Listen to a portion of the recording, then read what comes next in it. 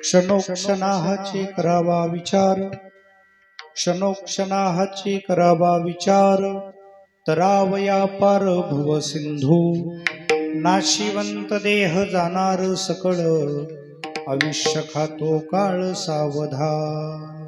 व सेवेकरता जो आपण अभंग निवडलेला आहे, उर्वरित वेळामध्ये त्यावर आपण चिंतन करण्याचा प्रयास करू. विठाला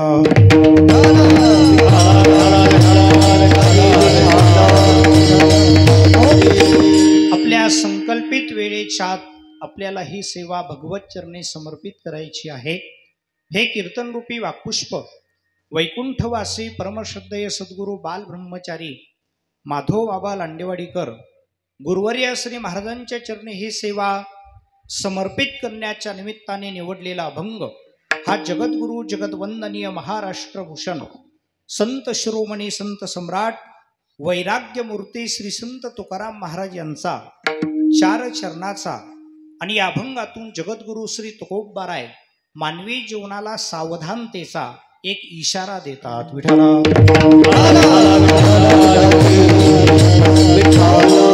महाराज अभंगातून संदेश देतायत, महाराज अभंगातून इशारा देतायत तो सावधानतेचा. मला असं वाटतंय पुढे जर काही धोका असेल तर त्यावेळेला सावधानतेचा इशारा दिला जातो. पुढे जर धोका असला तर सावधानतेचा इशारा दिला जातो. बघा, ड्रायव्हर गाडी चालवत असताना रस्त्याच्या बाजूला एक पाटी असते, त्या पाटीवर लिहिल्या जाते सावधान, पुढे शाळा आहे, वाहने सावकाश चालवा.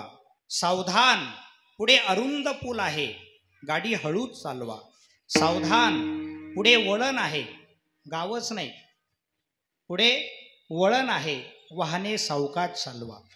सावधान, पुढे घाट सुरू होत आहे आणि घाटातून ज्याने आपली गाडी व्यवस्थित चालवली तर तो घाट संपल्यानंतर सुद्धा एक पाटी असते. कोणती? घाटाच्या आरंभाला एक पाटी असते. सावधान, पुढे घाट सुरू होत आहे, वाहने गाडी हळूच चालवा. आणि घाट संपल्यानंतर सुद्धा एक पाटी असते. कोणती?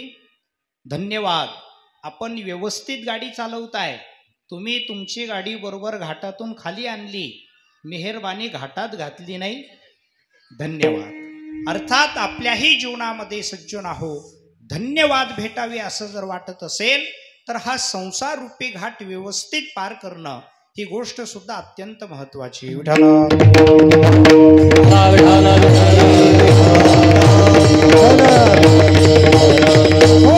लिहिल्या जाते सावधान, सावधानतेचा इशारा दिला जातो पुढे जर काही धोका असेल तर. आणि हा जो इशारा असतो सावधानतेचा हा प्रत्येकाला भेटत असतो, प्रत्येक व्यक्तीला हा इशारा भेटत असतो, पण त्याचा कोणी विचार करत? खरं तर त्याचा विचार झाला असता तर तुम्ही या ठिकाणी कोणीच कीर्तनाला दिसले नसते. तुम्ही सगळे रामदास स्वामी सारखे कुठंतरी डोंगरामध्ये म्हणा, हिमालयामध्ये म्हणा, भगवंताचं ध्यान करत बसले असते. बघा, समर्थ रामदास स्वामींनी त्या अक्षताचा, सावधान या मंत्राचा परिपूर्ण विचार केला, म्हणून तर ते संतत्व या पदाला पोचत होत आहेत. आपण त्याचा विचार करत नाही, म्हणून तर सामान्य किड्या मुंग्यांप्रमाणे आपल्याही जीवनामध्ये दुःख प्राप्त होतं.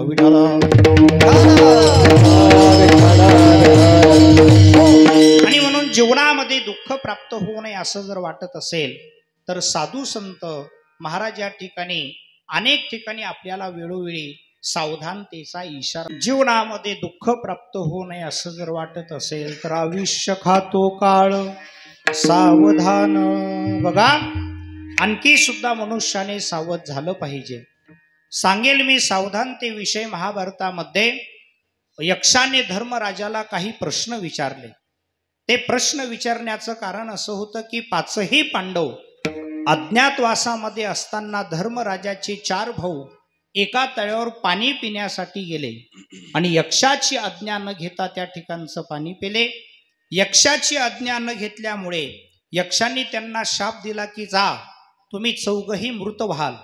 चौघही मरण पावले. धर्मराज त्या ठिकाणी जातात. आपले 4ही भाऊ मेलेल्या अवस्थेत त्यांनी पाहिले. असं का घडलं? असं का होतंय? असा कोणता अपराध माझ्या भावांकडून घडला की चौघही मरण पावले?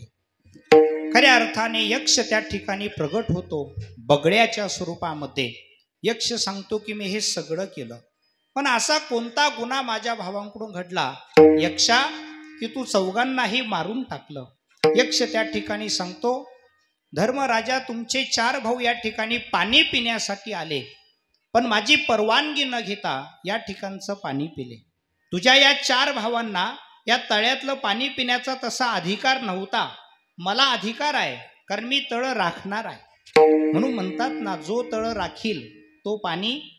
पण त्या तळ राखणाऱ्याने सुद्धा किती पाणी प्यावं अण्णा पाटील, याला सुद्धा काही मर्यादा आहे ना, का पुढाऱ्यांप्रमाणे सगळं तळच हडप करावं. विठाला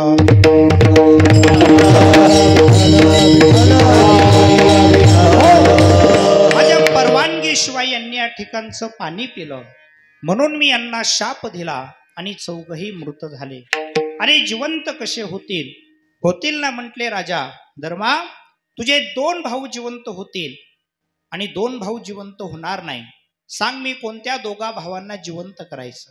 म्हणजे सख्या भावांना जिवंत करायचं का सावत्र भावांना जिवंत करायचं?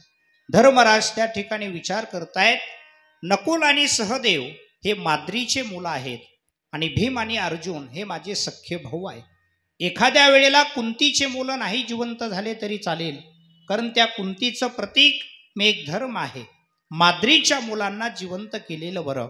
हे यक्षराज, माझ्या सावत्र भावांना जिवंत करा, सावत्र भावांना माद्रीच्या मुलांना जिवंत करा असं म्हटल्यानंतर यक्ष त्या ठिकाणी अत्यंत प्रसन्न होतो. यक्ष सांगतोय, धर्मराजा तुम्ही जर भीम अर्जुनाला जिवंत करा असं जर म्हटले असता तर मी कुणाला जिवंत केलं नसतं, पण माद्रीच्या मुलांना सावत्र भावांना जिवंत करा ही तुमच्या जीवनातली नीतिमत्ता पाहून आता मी तुमच्यावर प्रसन्न आहे. आता मी 4ही भावांना जिवंत करण्यास तयार आहे, पण अगोदर मला माझ्या 2 प्रश्नांची उत्तरं पाहिजे.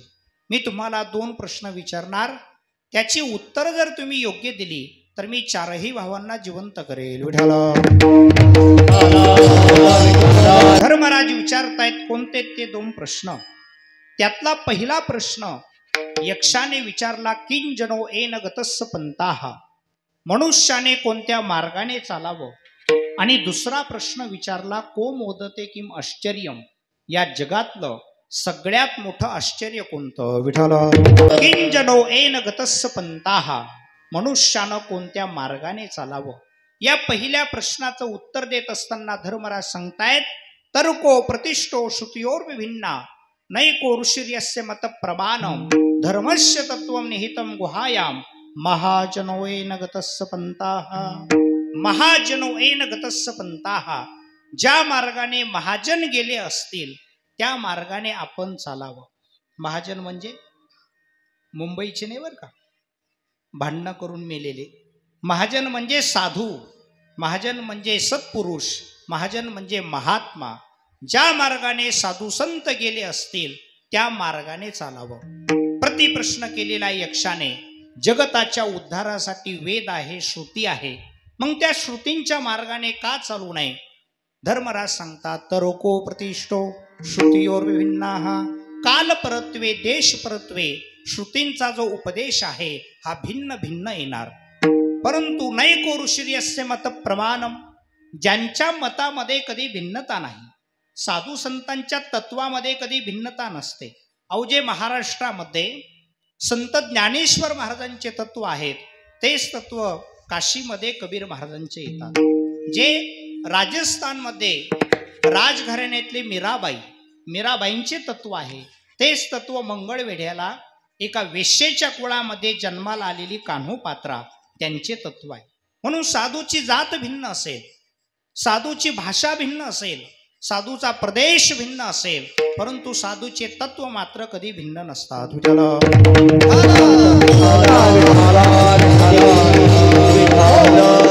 नैको ऋषिर्यस्य मत प्रमाणम धर्मस्य तत्वं निहितं गुहायाम महाजनो येन गतस्स पंताः. मार्ग दावुनी गेले अधी दयानिधी संसते, दयानिधी संसते, दयानिधी संसते. मार्ग दावुनी गेले अधी दयानिधी संसते, दयानिधी संतते दयानिधी संतते मार्ग लावून गेले आधी दयानिधी संतते दयानिधी संतते दयानिधी संतते मार्ग लावून गेले आधी दयानिधी संतते दयानिधी संतते दयानिधी संतते मार्ग लावून गेले आधी दयानिधी संतते मार्ग लावून गेले आधी दयानिधी संतते मार्ग लावून गेले आधी दयानिधी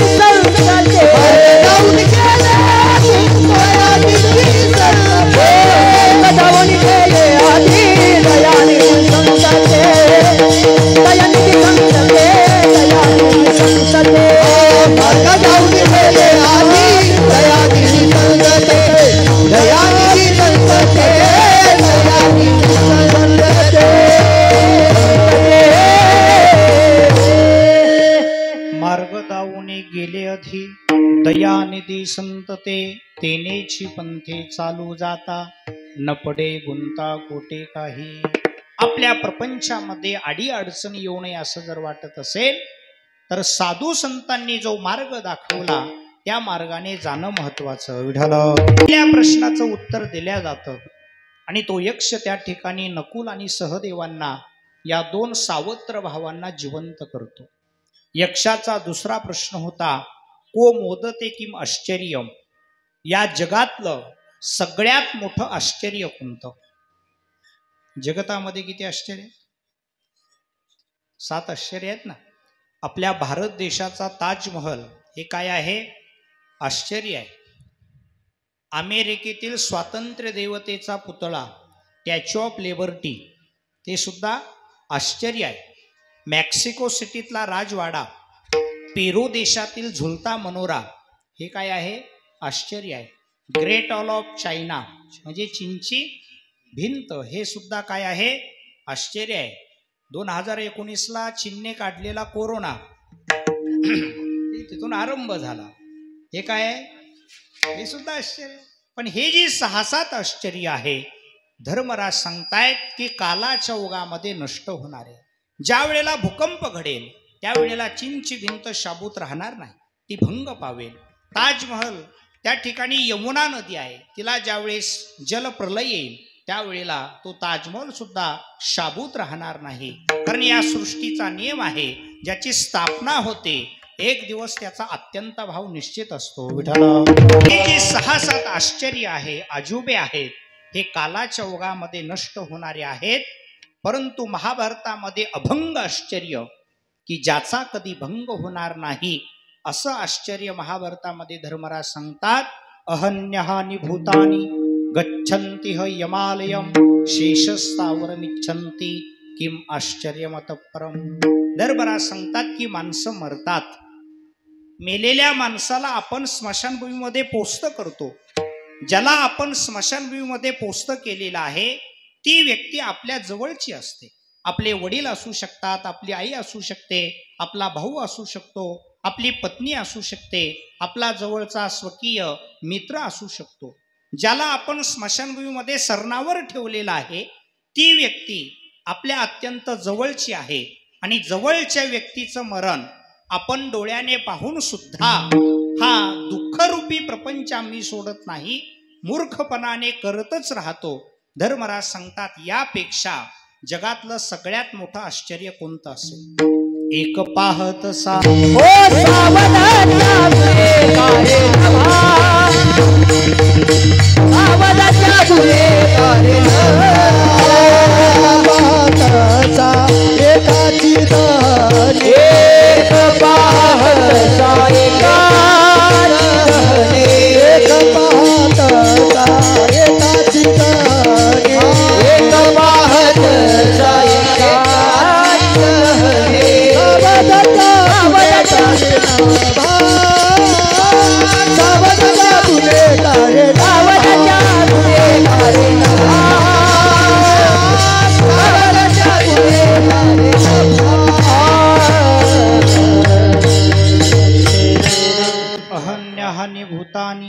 गच्छन्ति ह यमालयम शेष स्थावरमिच्छन्ति किम आश्चर्यमत परम. माणसं मरतात, गेलेल्या व्यक्तीला आपण स्मशानभूमीमध्ये पोस्त केलेला आहे, ज्याला आपण स्मशानभूमीत सरणावर ठेवलेला आहे, ती व्यक्ती अत्यंत आपल्या जवळची असते. जवळच्या व्यक्तीचं मरण डोळ्याने पाहतो. जवळच्या व्यक्तीचं मरण पाहून सुद्धा आम्ही हा दुःखरूपी प्रपंच सोडत नाही. धर्मराज सांगतात, यापेक्षा जगातलं सगळ्यात मोठं आश्चर्य कोणतीह यमालयम शेष स्थावरमिच्छन्ति किम आश्चर्यमत परम. या श्लोकांचं ट्रान्सलेशन करत असताना तुकोबराय सांगतात, एक पाहतसा एकाची दहने आणि सावध त्या गुन्हेगारे नभा. का सावध होत नाही बरं ही माणसं? खरं तर आश्चर्य वाटतं. आणि म्हणून याही प्रश्नाचं उत्तर दिल्या जातं. आणि तो यक्ष त्या ठिकाणी भीम अर्जुनाला जिवंत करतो.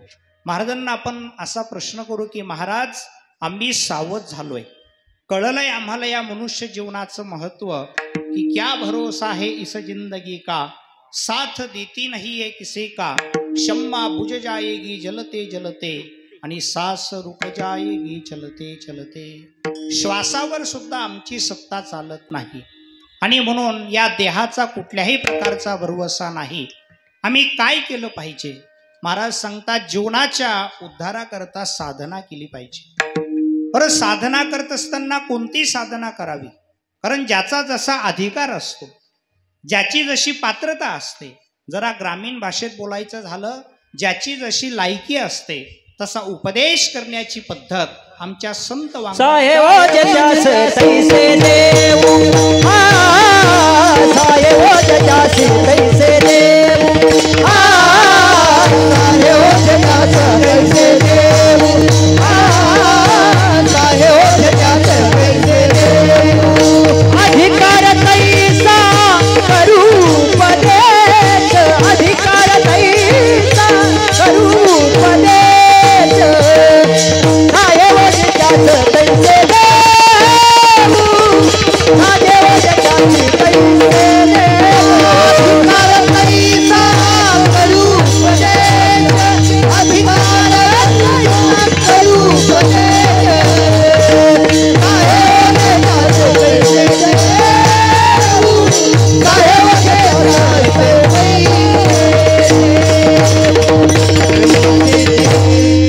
अधिकार तैसा करूपदेश आणि साहे ओज त्यास तिची द्यावे. दृष्टांत देतात महाराज, मुंगीवरी भार गजाचे पालान.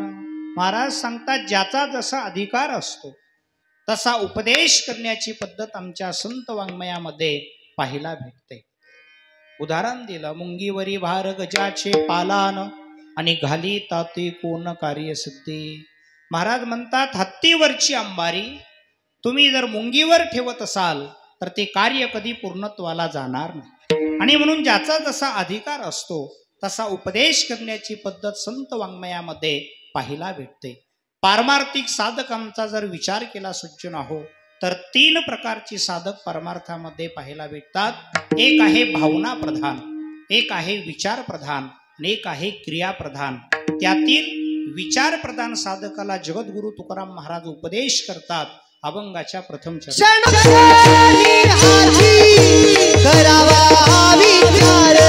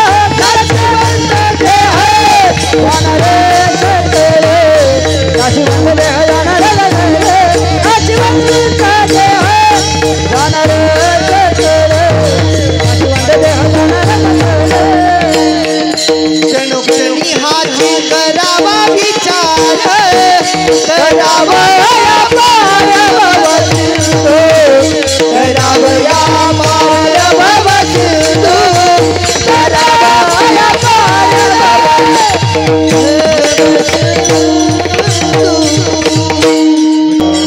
अभंगाच्या प्रथम चरणामध्ये जगद्गुरु तुकाराम महाराज विचार प्रदान साधकाला उपदेश करतात. क्षणोक्षणाची करावा विचार कशासाठी तर तरावया पार भवसिंधू. पारमार्थिक साधकांचा जर विचार केला तर 3 पद्धतीचे साधक शास्त्रकारांनी परमार्थामध्ये सांगितलेले आहे. एक आहे भावना प्रधान, एक आहे क्रिया प्रधान आणि एक आहे विचार प्रधान. त्यातला पहिला प्रकार भावना प्रधान. काही व्यक्तींच्या जीवनामध्ये भावना अत्यंत प्रधान असतात आणि भावना सुद्धा मनुष्याला तिथपर्यंत पोस्ट करते. भगवत पूज्यपाद आद्य शंकराचार्य असं सांगतात की या जगतामध्ये 7 गोष्टी अशा असतात की त्यांना अगोदर काहीतरी द्यावं लागतं. म्हणजे देण्याचा जो प्रकार आहे हा आत्ताचा नाही. टेबला खालून म्हणा किंवा भावेन देवम कलया नरेंद्रम धनेन कांता कपटेन शत्रुम सत्येन मित्रम कृपयाश्च पुत्रम ज्ञानेन मोक्षम वशमानयंती. भावेन देवम कलया नरेंद्रम. आचार्य सांगतात आपला राजा आपल्यावर प्रसन्न राहावा असं जर वाटत असेल तर जीवनामध्ये कला महत्वाच्या असतात. कला म्हणजे गुण जीवनामध्ये महत्वाचे असतात. कलया नरेंद्रम धनेन कांता. आपली सौभाग्यवती आपल्यावर प्रसन्न राहावी असं जर वाटत असेल तर जीवनामध्ये भरपूर अशा प्रकारचं धन असलं पाहिजे. पैसा महत्वाचा. धनेन कांता ही जी संसारातली नावं आहे. कांता समजते ना पण तुम्हाला? कांता सागर महाराज पत्नी म्हणतात. अजून काय म्हणतात? सौभाग्यवती म्हणतात. अजून काय म्हणतात बाबा? भार्या असं म्हणतात. कलत्र अर्धांगिनी असं म्हणतात का अर्थांगिनी? बरोबर. ही जी संसारातली नावं आहे. वैकुंठवासी गुरुवर्य बालब्रह्मचारी माधव बाबा खूप विनोदाने सांगायचे.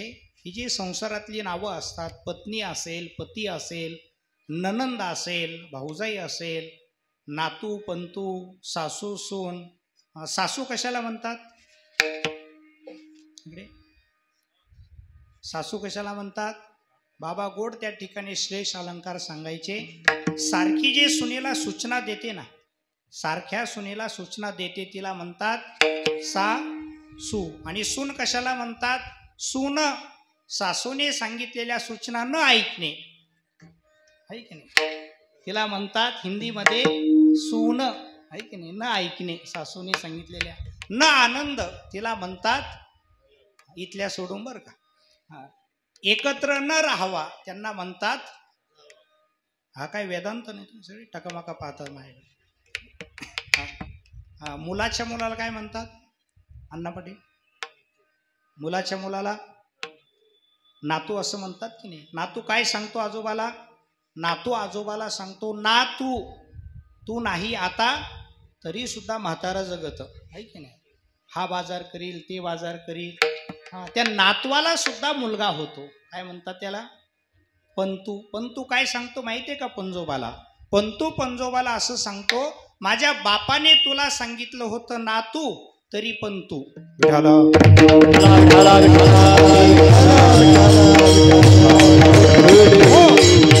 धनेन कांता.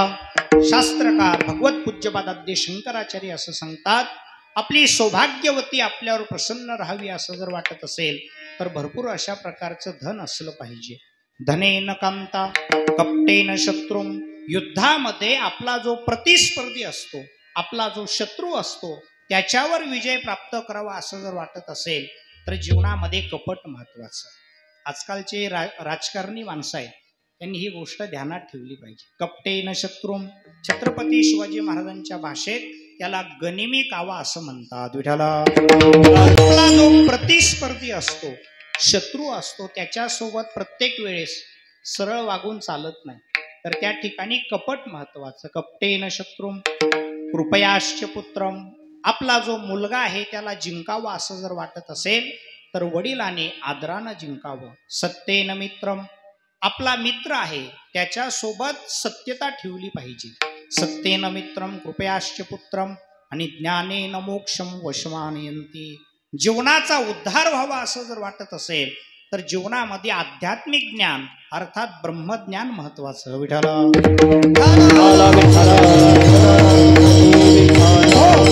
यातलं पहिलं सूत्र आहे भावेन देवम. शंकराचार्य असं सांगतात की भगवंताला प्रसन्न करून घ्यावा असं जर वाटत असेल तर देवाकारणे भाव तस्मात भाव बळे आकळे एरवी नाकळे किंवा भावे विन देव. तुका म्हणे येथे भावचे कारण. भावना प्रधान असलेला समाज त्याला केलेला उपदेश हा भावना समीप आहे आणि भावना सुद्धा मनुष्याला तिथपर्यंत पोहोचत करते ना. नाथ महाराजांनी भागवताच्या पहिल्याच अध्यायामध्ये पहिल्याच त्या संदर्भात 2 ओव्या गोड सांगितल्या. मातेचा द्रोण केला तो कवळी का भाव फळला. त्या ठिकाणी नाथ महाराज सांगतात मातेचा द्रोण केला.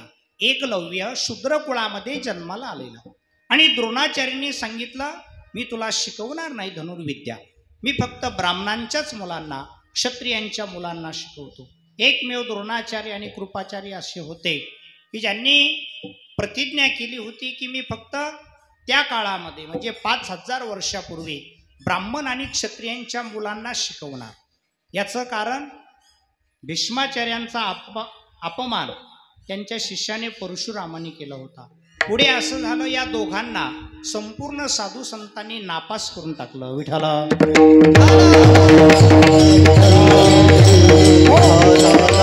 गुरु कशाला म्हणतात? ज्याचे तत्व व्यापक असतात त्याला गुरु असं म्हणतात. आणि गुरु जर जातीचा विचार करत असेल तर शास्त्र सांगतं त्या गुरुचा सुद्धा आपण त्याग केला पाहिजे. विठ्ठला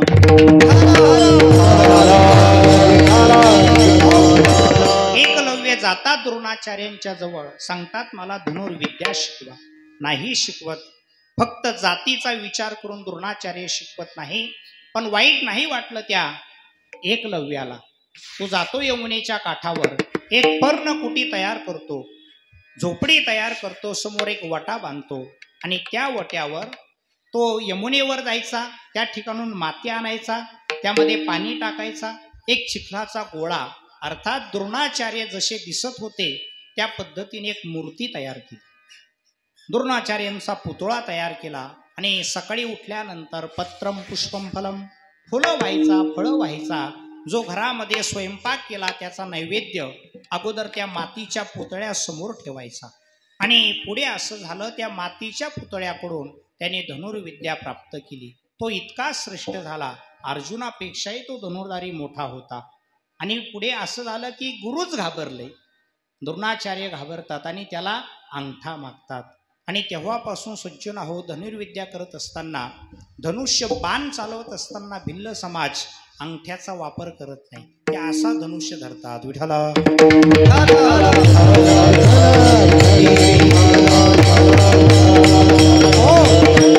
हे झालं कृत त्रेता द्वापार युगातलं काशीनाथ महाराज.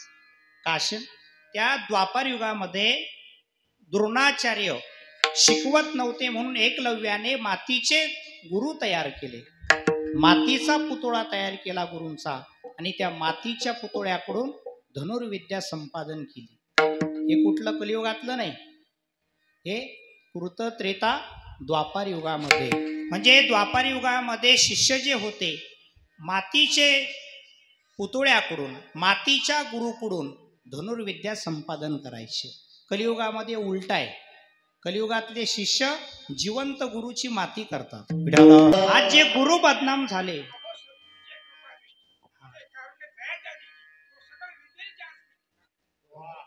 अहो गुरुची कृपादृष्टी तुझे कारुण्य जयाच्या दिष्टे तो सकळ विद्येची धात्रा होय. आणि म्हणून कलियुगाचं हे वातावरण आहे की जिवंत गुरुची काय करतात ते माती करतात. काही काही संस्थानं जे बदनाम झाले, काही गुरु जे बदनाम झाले ते शिष्याच्या करामातीमुळे. म्हणून वैकुंठवासी गुरुवारी आमचे माधव बाबा, गुरुवारी आपले बनसी बाबा असतील, गंगागिरी महाराजांची जी परंपरा त्यातले जेवढे महान साधू संत होऊन गेले, इकडे आपले गोविंद बाबा होते, खेडल्याचे, ज्ञानबा माऊली कदम होते, तुकाराम बाबा होते, श्रीराम महाराज मिळवणकर होते. हे साधू संत कोणालाही माळा घालत नव्हते गाड्यात. शिष्य जर आला सोनाईच्या आश्रमामध्ये, म्हणजे कल्याण महाराजांना माहिती असेल, माधव बाबांकडे जर कोणी आलं, नामदेव बोलो माहिती असेल, आम्हाला माळ घाला बाबा, बाबा सांगायचे सोमवारच्या दिवशी आहे. सोमवारच्या दिवशी आला माळ घेऊन, महाराज सांगायचे गुरुवारी आहे, दत्तात्रयांचा वार आहे, गुरुचा वार आहे. तो गुरुवारी आला, बाबा सांगायचे आपण शिंगणापूरला जाऊ आणि शिंगणापूरमध्ये तुला शनिवारच्या दिवशी माळ घालू. तो शनिवारी यायचा. बाबा सांगायचे आता एकादशी जवळच आली, आपण एकादशीच्या दिवशी माळ घालू. तो एकादशीला आला की बाबा पंढरपूरला वारीला, महिन्याच्या वारीला निघून गेलेले असायचे. परत तो यायचा. बाबा सांगायचे आपण आता वद्य एकादशी जवळच आलेली आहे, कृष्णवद्य, तर आपण नेवाशाला जाऊन माळ घालू. असं बाबा फिरवायचे. आणि तो येत राहिला, टाळून सुद्धा येत राहिला आश्रमामध्ये. मग कुठंतरी महाराज त्या ठिकाणी माळ घालायची. आजकाल उलट आहे. आजकाल आम्ही सोबत माळा घेऊन फिरतो, ओरिजिनल 200 रुपयाला. हा भाग वेगळा. विठाला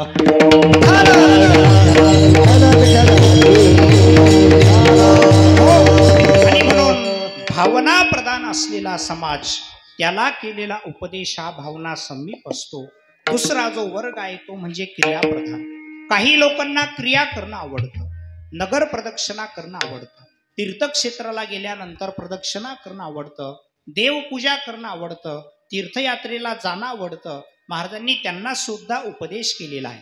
तीर्थयात्रे सुखे जाऊ, जव हे सकळ सिद्ध आहे, हात चालावया पाय, तव तू आपुले स्वहित पाहे, आणि तीर्थयात्रे जाय चुकू नको. तुम्हाला बद्रीनाथला जायचं, केदारनाथला जायचं, चारधाम यात्रा करायच्या ना, तर हातामध्ये काठी आली मग नाही जायचं बरं का.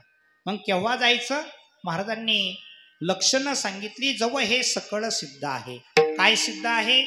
हात चालावया पाय, तव तू आपुले स्वहित पाहे, आणि तीर्थयात्रे जाय चुकू नको. हातामध्ये काठी आली आणि मुलाने सांगितलं जा चारीधाम यात्रेला. हा, तुम्ही जर बद्रीनाथला गेलात तर त्या ठिकाणी बीपी कमी होतो. आणि ह्या अवस्थेत जर तिथं गेले, केदारनाथ चढायला लागले खेचरावर, तर इकडे पिंडपदावरीच करावं लागतं. आणि म्हणून तीर्थयात्रा करायच्या, क्रियाप्रधान असलेला समाज, महाराज सांगतात या सगळ्या गोष्टी सिद्ध असतील तरच करा. आणि म्हणून क्रियाप्रधान असलेला समाज, त्याला केलेला उपदेशा क्रिया समीप आहे. पण तिसरा वर्ग या समाजामध्ये असा आहे, तो विचारप्रधान. कशाला म्हणतात विचारप्रधान? हा तर्कशुद्ध असतो, शास्त्रशुद्ध बुद्धीचा तो मनुष्य असतो. तो खरं काय खोटं काय, अरे साधू कोण भोंदू कोण, हा राम आहे का रहीम आहे, का हा मधलाच राम रहीम आहे, असा पारख करणारा जो समाज आहे, त्यांना महाराज उपदेश करतात. क्षणोक्षणा हाची करावा. त्या साधकाने प्रतिप्रश्न केला, महाराज आम्ही विचार करतोय ना, आमचे इतके विचार वाढलेले आहेत की विचारांमुळं आम्हाला रात्रीच्या वेळेस झोप सुद्धा येत नाही. त्यामुळे झोपेच्या काय खाव्या लागतात? पुढे गोळ्या झोपतात. आणि याला झोप येत, गोळ्या इतक्या सूट झालेल्या असतात की विचारांमुळे याला झोप येत. महाराज सांगतात तुम्ही जो विचार करताना तो व्यर्थ विचार करतात. वेदांत शास्त्राने विचाराचे 4 प्रकार सांगितले. एक आहे व्यर्थ विचार, दुसरा स्वार्थी विचार, तिसरा अनर्थ विचार, आणि चौथा यथार्थ विचार. पहिला आहे व्यर्थ विचार. काही माणसं व्यर्थ विचार करत असतात. एक गाढव रस्त्याच्या बाजूला उभं होतं. 2 माणसं 1 तासापासून विचार करत होते की या गाढवाच्या अंगावर किती केस असतील, या गाढवाच्या अंगावर किती रोम असतील, काय फायदा या विचाराने. हा जो विचार आहे हा व्यर्थ विचार आहे. दुसरा स्वार्थी विचार आहे. काही माणसं फार स्वार्थी असतात. ते जुन्या काळात म्हण असायची, आपली बिडी पेटून घेण्यासाठी दुसऱ्याची दाढी जळली तरी काही हरकत. हा जो विचार आहे हा स्वार्थी विचार. तिसरा आहे वेदांत शास्त्राने सांगितलेला अनर्थ विचार. म्हणून बोलून विचार करण्यापेक्षा विचार करून माणसानं बोललं पाहिजे. रामायणामध्ये सीतेचा जो विचार आहे तो अनर्थ विचार झाला. जवळ असलेला साधू सीतेला कळाला नाही. 13.5 वर्ष सोबत असलेले लखनजी त्या सीतेला समजले नाही. खरा साधू जवळचा तिला समजला नाही. रावण 2 मिनिटाचा बहुरूपी आला, त्याची पूजा करत बसली. पुढे रामायण घडलं. विठ्ठल साधू जर चुकीचा जीवनामध्ये आला, आपल्या जीवनामध्ये चुकीच्या व्यक्ती मार्गदर्शनाकरता जर आल्या तर कलंक निर्माण होत असतो. सीतेचं काय झालं? खरा जो साधू आहे त्याला वाईट बोलली, लक्ष्मण जवळचा त्याला हाकलून दिलं सीतेनं झोपडीतून, आणि रावण बहुरूपी 2 मिनिटाकरता आला, त्याची पूजा करत बसली. पुढे अख्ख्या आयुष्याला डाग, एक कलंक लागला. आणि म्हणून वैकुंठवासी गुरुवर्य माधव बाबा सांगायचे, पाणी पियो छान के आणि गुरु करो पहचान के. पाणी प्यायचं ना, आता पूर्वीच्या काळामध्ये टँकरचं टिपाडाचं पाणी असायचं लग्नामध्ये, आता जार असलं पाहिजे, बरोबर ना? आरोचं पाणी, फिल्टरचं पाणी असलं पाहिजे. पाणी पियो छान के आणि गुरु करो, ज्यांच्याकडून माळ घालायची ना ते सुद्धा त्या पात्रतेचे असले पाहिजे. विठ्ठल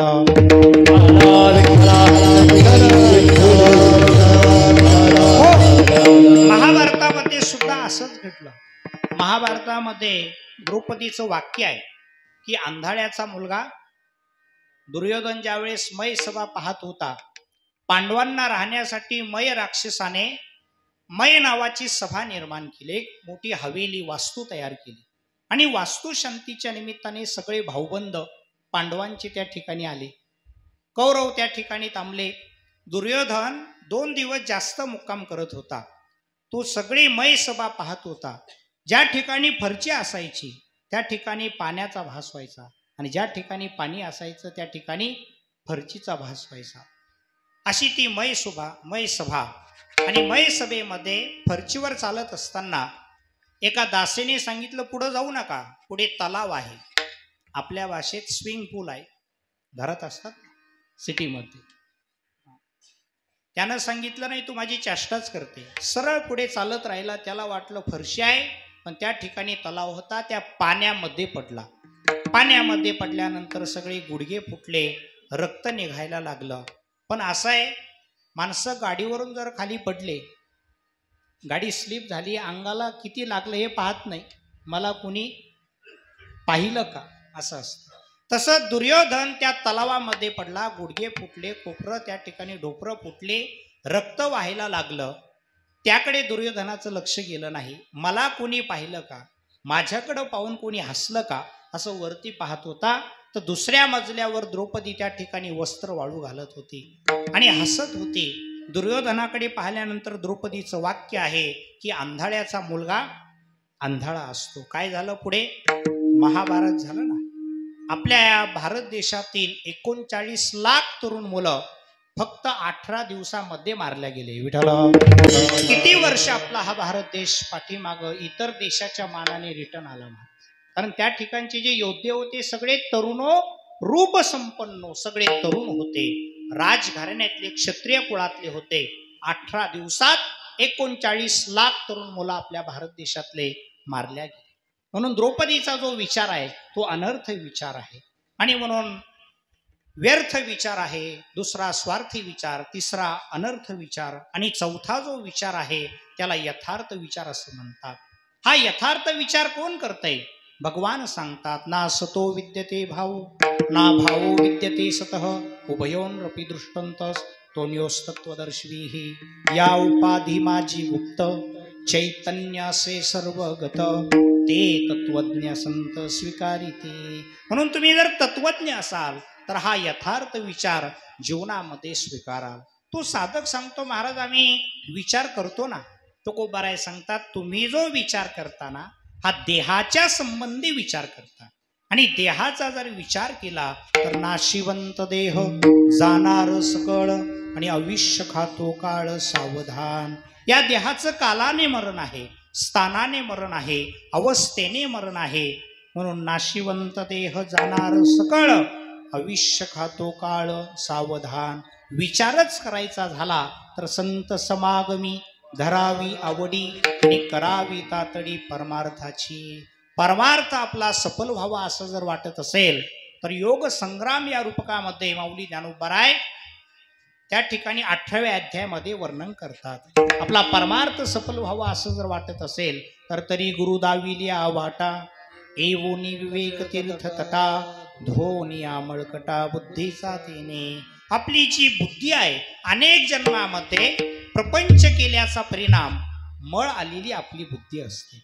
आपल्या शरीरामध्ये बुद्धीमध्ये काम क्रोध लोभ मद मत्सर अहंकार हे षडरिपू वास्तव्य करतात. या 6 विकारांमुळे काय होतं, मळ आपल्या बुद्धीला तयार होत असतो. आणि म्हणून हे सगळे दोष धुवून काढावे असं जर वाटत असेल तर ज्ञानोबाराय सांगतात, तरी गुरु दाविल्या वाटा. आपले सद्गुरू ज्या पद्धतीने वाट दाखवतात त्या मार्गाने चालायचं. कोणती वाट दाखवतात?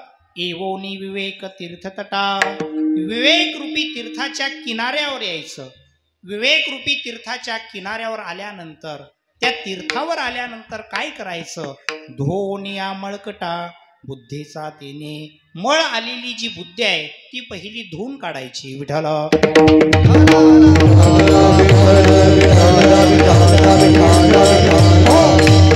सद्गुरू ज्या पद्धतीने मार्ग दाखवतात त्या मार्गाने जर आपण मार्गक्रमण केलं, त्या मार्गाने जर परमार्थ केला तरच आपला परमार्थ सफल होतो. कारण मनोमार्गे गेला तो तेथेची मुकला. परमार्थ मनाने जर करत असाल तर सफल होणार नाही. म्हणून संत समागमी धरावी आवडी. आणि काय करायचं? करावी तातडी परमार्थाची. प्रपंच होत असतो आणि परमार्थ हा करावा लागतो. करावी तातडी परमार्थाची. प्रपंचातलं जे जगणं आहे ना सज्जन आहोत, हे अहंकारामध्ये जगणं असतं. थोडीशी संपत्ती जीवनामध्ये प्राप्त झाली, थोडासा पैसा आला, सत्ता आली, संपत्ती आली, थोड्याशा जमिनी घेतल्या, आम्ही 4 व्हीलर गाड्या घेतल्या की आम्हाला काय होतो? अहंकार होतो. माझ्यासारखा दुसरा प्रपंच होत असतो. हा प्रपंच अहंकारामध्ये जीवन आपलं घालवतो. परमार्थाची काय करावी लागते? तर तातडी करावी लागते. खऱ्या अर्थाने प्रपंचातलं जे जगणं आहे ना, हे आमिषावर जगणं असतं. वैकुंठवासी गुरुवर्य माधवबाबा एक दृष्टांत सांगायचे. प्रपंचात म्हातारपणामध्ये का दुःख प्राप्त होतं? कारण आपलं जे जीवन आहे ना आमिषावर गेलेलं असतं. आमिष कळतो का? मासा पकडण्यासाठी गळ असतो बघा, एक काठी असते लांब, त्याला पुढे लोखंडाची आरी असते, एक दोरी लावलेली असते आणि माशाला भुलवण्यासाठी त्या गळाला एक आमिष लावतात. आमिष शिदोड असं म्हणतात, आपल्याकडे त्याला गांडूळ असं म्हणतात. मासा पकडण्यासाठी बरं तो अर्धा गांडूळ तोडल्या जातो आणि लोखंडाच्या आरीमध्ये खुपसल्या जातो आणि माशाला भुलवण्यासाठी ते आमिष, तो गळ, तो खऱ्या अर्थाने पाण्यामध्ये सोडतात. पाण्यात सोडल्यानंतर त्या गांडुळाची, त्या आमिषाची हालचाल तडफड पाहिल्यानंतर मासा त्याला खाण्यासाठी येतो आणि मासा ज्यावेळेस गांडुळाला, त्या आमिषाला खाण्यासाठी येतो ना, त्यावेळेस त्या आमिषाला, त्या गांडुळाला वाचा फुटते. कबीर महाराज लिहितात, मताव मताव मेरे लिए मैं आधा वाहू तेरे लिए. तो गांडूळ माशाला सांगतो, माशा मताव मताव मेरे लिए, अरे मला जे अर्ध तोडलंय, रक्त भंबाळ केलंय, माझ्या पोटामध्ये लोखंडाची आरी खुपसली ना, हे तुला भुलवण्यासाठी आहे. मताव मताव मेरे लिए मैं आधा वाहू तेरे लिए. आणि एवढं सांगून सुद्धा, माशा तू जर मलाच खाण्यासाठी येत असशील, तू आएगा मेरे लिए तो ऊपर खडा है तेरे लिए. एवढं सांगून सुद्धा तू जर मलाच खाण्यासाठी येत असशील तर तुझं सुद्धा पापलेट करण्यासाठी ऊपर खडा आहे तेरे लिए. प्रपंचातलं जे जगणं आहे ते अहंकारामध्ये असतं. महाराज सांगतात, तिथे भगवान कृष्ण परमात्मा असेल, रावण असेल, धर्मराजा असेल, नल राजा असेल, हे अखंड अजनाब वर्षाचे राजे, मोठमोठ्या राजांची जिरली आपण की झाडकी पत्ती. अभंगाचं शेवट. तुका माने लोकिका